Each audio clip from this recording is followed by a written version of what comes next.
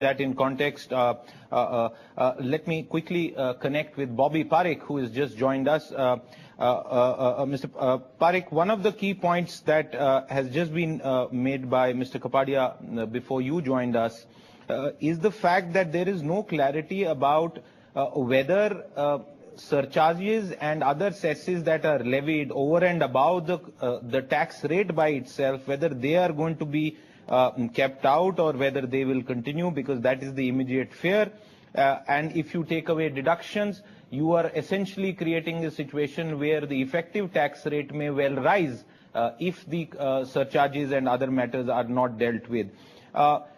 We seem to have started a budget-related taxation debate early on, and therefore I'm going to ask you about your response to this roadmap, proposal roadmap that has been put out, because does it have many gaps that you would want to be filled in the debate that is supposed to ensue from here on?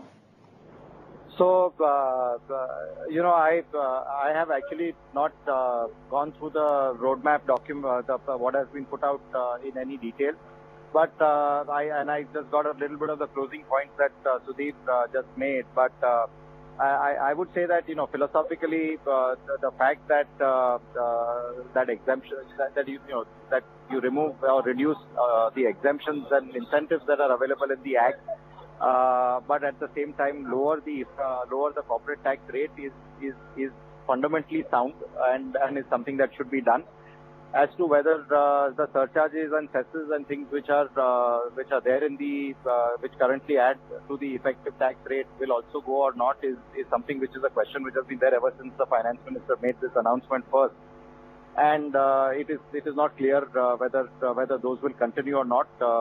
They've always been viewed as something that is for different reasons rather than at least some of them. I mean, the cess is certainly for education and not directly a tax revenue in that sense. But the surcharge is, again, I would say that at a conceptual level, it would be better if the cesses and the surcharges were also eliminated, and there was a different way that was found to be able to fund whatever these charges are funding, and for the tax rate to be a clear tax rate, which is a solitary rate or the band of rates that would apply depending on who you are. So that things are less cluttered and there is